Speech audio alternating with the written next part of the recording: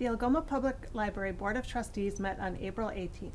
Programming continues both in person and with take-home kits. Some upcoming highlights to include: Mother's Day kit for children will be available on May 5th. Tea party for children on May 7th. Call or stop in the library to sign up. On May 10th, we will have an adult creative writing at 1 p.m. Memory Cafe held on Wednesday, May 11th at 10 a.m. On Monday, May 16th, we'll have a Memorial Day mocktail kit for adults, and a spring gnome kit for adults will be available on May 23rd. Join us on Wednesday, May 25th from 11 a.m. to 12:30 p.m. on an educational course on the topic of dementia. Dementia 101 will discuss the differences between normal aging and more serious cognitive decline. For more information or to register, call the Aging and Disability Resource Center of the Lakeshore at 1-877-416-7083. The class will be kept at 10 attendees with later registrants added to a waitlist. Future classes will be held based on interest.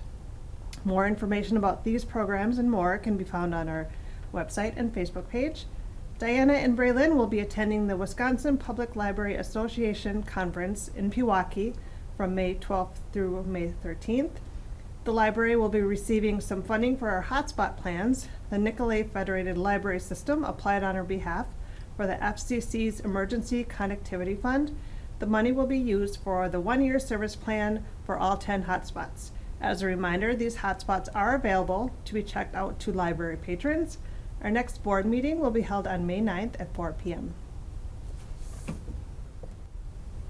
Hi, I'm Erin Miller, the clerk for the City of Algoma. I will be giving the department reports for the April council meeting, then the special council meetings that were held in April, and the finance and personnel meeting. The City of Algoma's Common Council met on the first Monday of the month, April 4th, 2022. At that meeting, the following resolutions were adopted. Resolution 1115-2022, a resolution authorizing the Algoma Utilities to voluntarily contribute $4,644 to the American Transmission Company for additional capital needs. Resolution 1116-2022, a resolution adopting the 2022 through 2026 capital improvement plan for the City of Algoma. And Resolution 11-17-2022, a resolution authorizing the issuance and sale of 3 million general obligation promissory notes, Series 2022A. Jeff Bellangia was at the meeting and he explained how the bond issuance worked and the ratings that the City of Algoma received. He emphasized that the sale of the Algoma Long-Term Care Unit increased the city's rating. The Tourism and Promotion Commission submitted their budget and letter to the City Council. After review, the council agreed with the commission and kept the room tax rate at 6%. The council reviewed the Public Works recommendation to remove the sidewalk on the south side of Clark Street from Flora Avenue to the public alley, after a request from the owner at 603 Flora Ave was made to remove or replace. They also reviewed the Planning Commission's recommendation to repair the sidewalk. After discussion, it was decided that they would replace the existing sidewalk. The next meeting of the full City Council will be on Monday, May 2nd, 2022 at City Hall at 6 o'clock p.m. A special Common Council meeting was held on Tuesday, April 19th, 2022 in compliance with state laws to have the annual reorganization meeting after the election. Sworn in that night were Mayor Virginia Haskey and Alderman Kevin Schmidt, Scott Meverden, Casey Boer, and Jake Mehring. The council accepted the mayor's appointments as presented to the commissions, boards, and committees. The website and city brochures will be updated with those appointments in the upcoming weeks. If there are any questions, please contact City Hall. Mayor Haskey stated that she was glad to be back and looks forward to working with the council. She would like to spend time making sure that the City of Algoma's council and residents know what is going on in the county so everyone can work together as a whole. She is currently a county board supervisor. Immediately following the reorganization meeting was the Finance and Personnel Committee meeting. Fire Chief Tom Ackerman led the discussion on the next steps with the public safety facility. He He requested that an ad hoc committee be formed of council members, police, fire, and EMS members, and citizens to keep the project moving forward.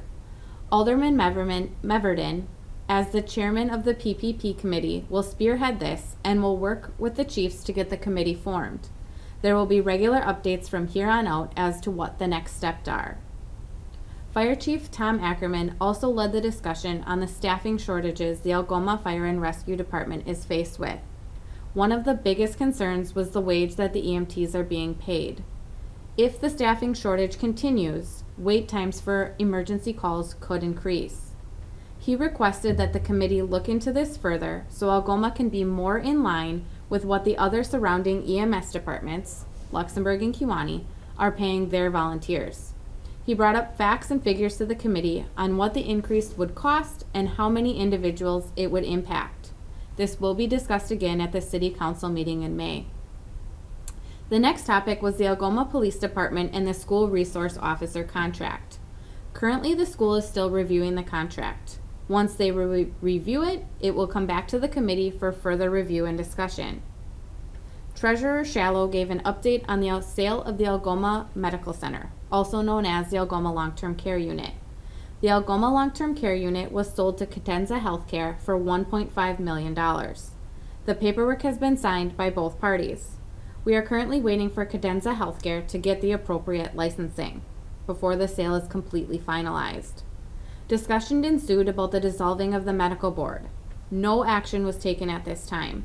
It was requested that the transition team, medical board, and city council all work together to maintain transparency. This topic will too be discussed at the May City Council meeting. Treasurer Shallow also gave an update on Moody's rating. The City of Algoma's rating increased, largely due to the sale of the Algoma Medical Center. She went in depth more about the debt that the city has and what they're doing to repay it, along with the general obligations. The last new business topic was the recording of the finance and personnel meetings. These meetings will begin to be recorded in May and will be aired at a later date and time. They will not be live like the City Council is broadcast, but again, they will be broadcast later on. They will also be posted to the YouTube site. The committee went into closed session for the recreation manager position. After closed session, the action was taken to move forward with the candidate that Public Works Director Matt Murphy recommended.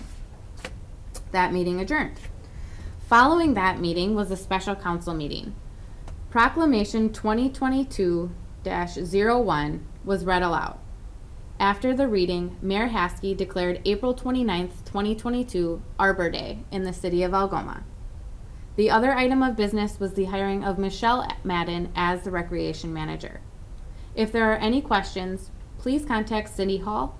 All of the meeting minutes can be found online at www.algomacity.org, or you can call us at City Hall at 920-487-5203, and we can get them to you. Thank you. Good afternoon. I'm Matt Murphy, the Public Works Director for the City of Algoma. And a couple things that are going on here in the last month. The Public Works Committee met here at City Hall Tuesday, April 19th at 8:30 in the morning. And a couple things that we discussed and went through is we're hopefully, cross our fingers, getting away from the snow removal, even though it was snowing yesterday. But our plows are unharnessed and starting to move into spring work. We do have all of our docks in the pier. They are energized. We do not have the water on yet. That is weather permitting. We are hoping the early part or the first week in May that we will have the water on, the fish cleaning station open and operating, and all of the public facilities will be open hopefully this first week in May here. But we are keeping an eye on the weather with these freezing temperatures at night, trying to dictate if that's a good thing or not such a good thing yet. But I'm cross our fingers looking at the 10-day forecast that would be open.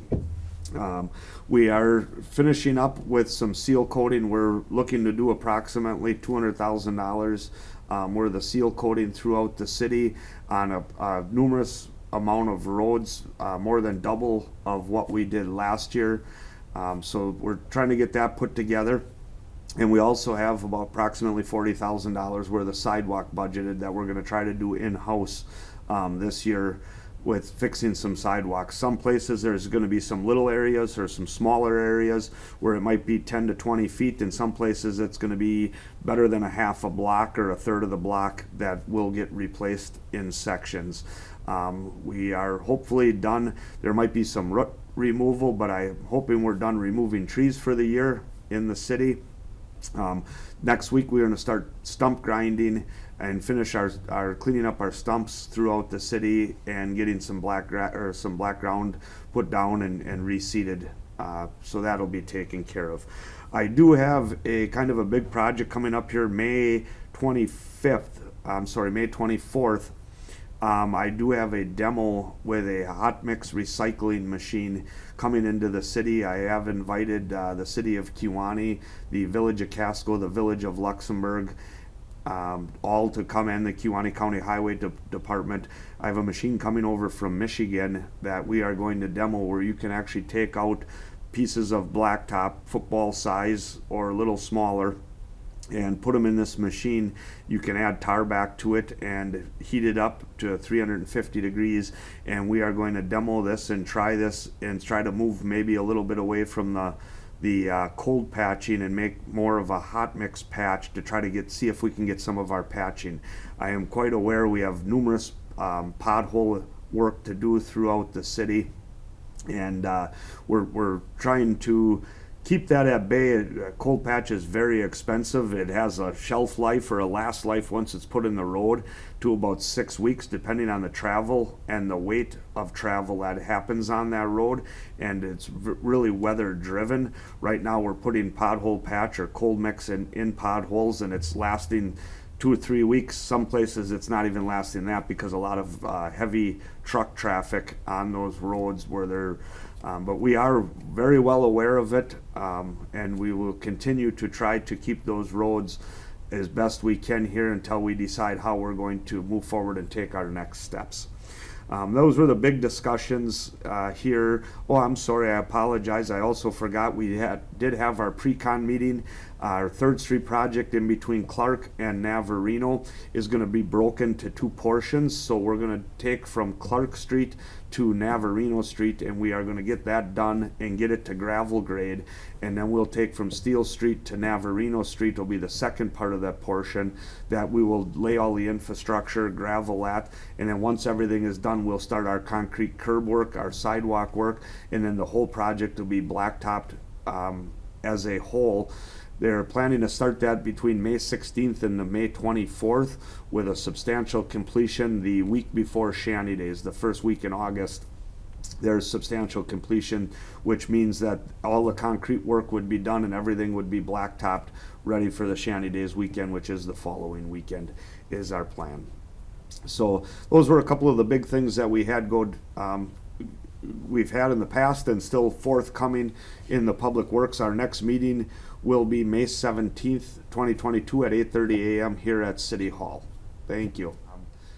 The Parks Committee met down at Knutson Hall or the Youth Club 2 weeks ago on Monday. I apologize. A couple things on the agenda. We did have the Saturday before Easter Saturday, we did have a Saturday breakfast with the Easter Bunny, or a gathering. We had approximately 80 kids that show up. I'd like to thank Aaron Miller, did a fantastic job. Amber helped out here at City Hall trying to prep the things, but Aaron spent a good portion of the day down there on Saturday and the Friday before trying to prep and get things ready for that. It seemed to be a very successful event. We're continuing to move forward here. We're kind of a little change in pace on our hiring and how we're going to address the manager position down there. We had a set in stone, and we're going to go back to the drawing board and look at a couple different options of how we can continue to move forward with that. The high school softball and baseball team are starting to use the softball fields and the hardball fields for games. If you see that those fields are dragged and are ready for a ball game, I'd ask the public to please stay off of those fields because they are ready to go that night at 4 o'clock. There might be a game there. So I'd ask if the public could stay off of those fields so we don't have to have them redone, or the high school staff or coaches don't have to try to fix something right before the game. But we will continue to move forward with that. Our summer programs are starting to come together with our T-ball league, and we should be very forthcoming with getting that ready to go. And then our older kids, girls and boys, baseball and softball, starting to all start to come together on the league days for those. So that looks very successful. I'm hoping in the next week here that we get all the snow fence off of Crescent Beach, and the beach groomer, hopefully, if everything stays okay and the weather holds out, we will have the beach groomer down on the beach this coming week from this Friday. Plan to start grooming the beach, and that will be done on a Friday morning basis, unless there's a special event or something going on there. But we will continue to try to drag that starting a week from this Friday, next Friday, and then moving forward throughout the whole summer every Friday. So that is what I have for the Parks and Rec Department as of right now. Thank you very much. Hello. Covering the minutes for Algoma Utilities Commission meeting from April 20th, 5:30 p.m. Yeah, all commissioners were present. Covered old business first. Within old business, Commission spoke about electric vehicle charging stations. Information about costs and potential grants will be reviewed at future meetings. The Utilities WPPI Energy Service Manager conducted an online survey to gauge interest of 83 contacts within the city, mostly business owners. 9 businesses expressed interest in learning more about EV technology and EV charging. The Commission requested that WPPI Energy create a packet of information that could be presented to the businesses at a meeting, in person or virtual.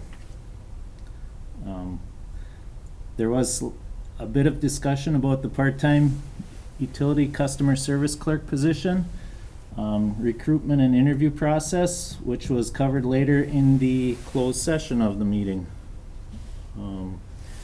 Bills were paid as presented.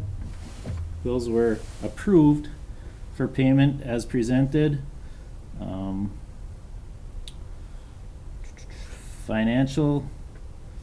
The year-end financial reports, including GASB 68 entries,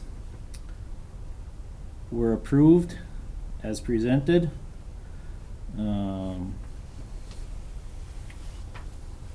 Moving on, there was no new business. In the manager's report, we spoke about the 3rd Street pre-construction meeting, which was held on the 25th of April at 4 p.m. And there was an ensuing public information meeting that followed at 5 p.m. Those were held earlier this week. If you would have any questions on the 3rd Street project, please don't hesitate to call Algoma Utilities. If your questions pertain to water or electric or anything that we can help out with. The utility is hosting a recycling event on Thursday, April 28th, which you may or may not be seeing this beforehand, but the hours of that recycling event are from 8 a.m. to 3 p.m. If you would happen to miss that event, the Knights of Columbus will be holding their fundraiser for recycling different electrical items or what have you, TVs and such. The Knights of Columbus fundraiser will be held on Saturday, May 14th, and that will be at the City Shop. Covering the most important part of the meeting, which didn't get a lot of coverage, but I'd like to cover it a little bit more, is after 27 years and a little more, Bonnie Junio has decided to retire from Algoma Utilities. Her last day will be April 29th. We've been having some fun just celebrating her retirement this week, but it's been pretty fun. Little write up here. Always arriving early and staying late to provide excellent service to our customers. We appreciate your hard work, ethic, and cheerful greetings to your coworkers and customers. always offering to help in any way you can, taking the lead to tackle new projects and challenges as they rise. We genuinely appreciate everything you have done for us and the utility. Best wishes on your retirement, Bonnie. It is well deserved. I'd just like to personally thank Bonnie, along with all our workers. Bonnie's been great to work with for the past 22 years, and she will be missed. Other than that, the commission did go into closed session.